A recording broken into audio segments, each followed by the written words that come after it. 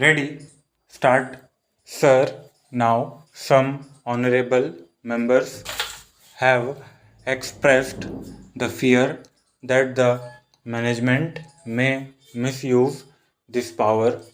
I have already made it clear that the present provision is already there in the Act, and this is an improvement that we say that instead to forfeit wholly, he can have the opportunity or the power to forfeit it partially. Regarding the question of the misuse of his power, supposing an employer misuses this power and he indiscriminately forfeits the gratuity, the employee has got the right to raise the dispute. He can dispute it, contest it.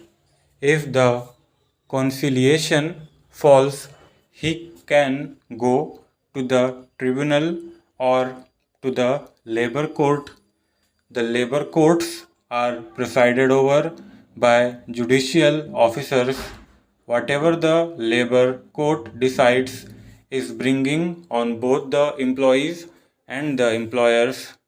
Therefore, it is not correct to say that this power of partial forfeiture will be misused.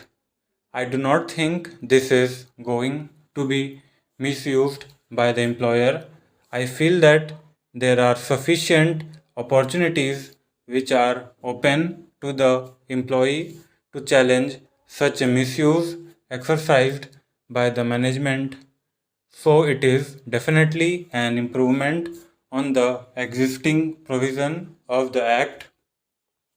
Some honorable members expressed the opinion that sufficient time is taken in making the payment of gratuity. It is not being paid promptly. I want to make it clear that the rules relating to the payment of gratuity already provided that an employee shall apply for payment of gratuity within 30 days from the date of gratuity becomes payable, and the employer has to make the payment within 30 days from the date of the receipt of the application for payment of gratuity. So the time limit is already prescribed and he has to pay the amount as per time limit fixed in the rules. Some honorable members wanted to know why this limit of 10 workers was prescribed. It is because the Payment of Gratuity Act says that this is applicable only to the establishment. In section 2, it is said to what category of industries and establishments it is applicable. So, in the Act, it has been made clear that such other establishments or class of establishments in which 10 or more employees are employed or were employed on any day of the preceding 2 months by notification, especially in this behalf, we have got the powers. The government has got the power. It is applicable only to the establishment where the workers are 10 or more. Now, the question is why it should not be made applicable to all the establishments irrespective of the number of workers. The question is whether an employer having 2, 3, 4, or 5 workers has got that capacity. He has not got that capacity at all. When he has not got the capacity, he has not got the capacity. What is the use of having legislation and thrusting that legislation on him? Therefore, what we felt was that so far as this legislation is concerned, it should be made applicable only to the bigger establishments which can employ at least 10 or more workers. Then I want to tell the honorable members that government has got the powers to extend this act to other establishments also.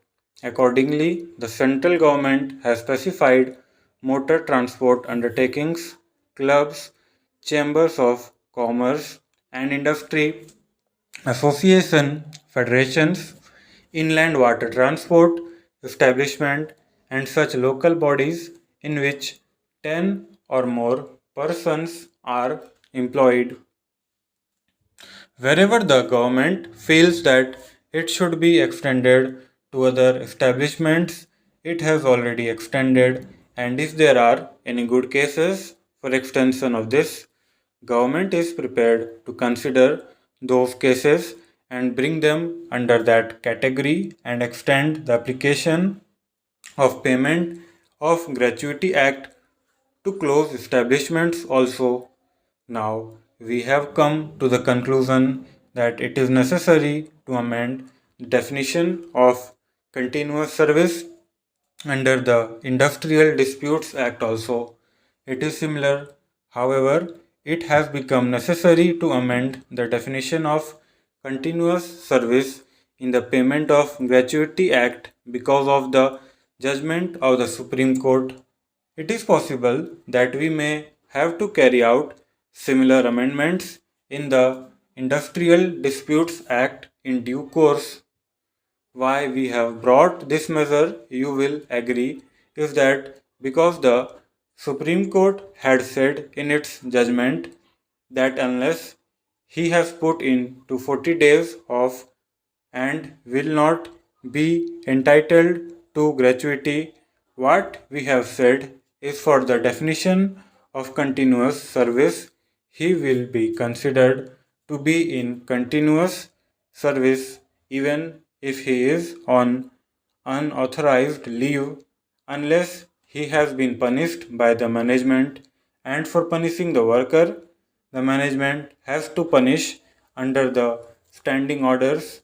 They cannot punish him offhand according to their whims. If he has to punish him, certain procedure is there which has to be gone through. After completing the procedure, only he can punish him. If the employer is misusing the powers, then the employee can raise the Industrial Disputes Act. Stop.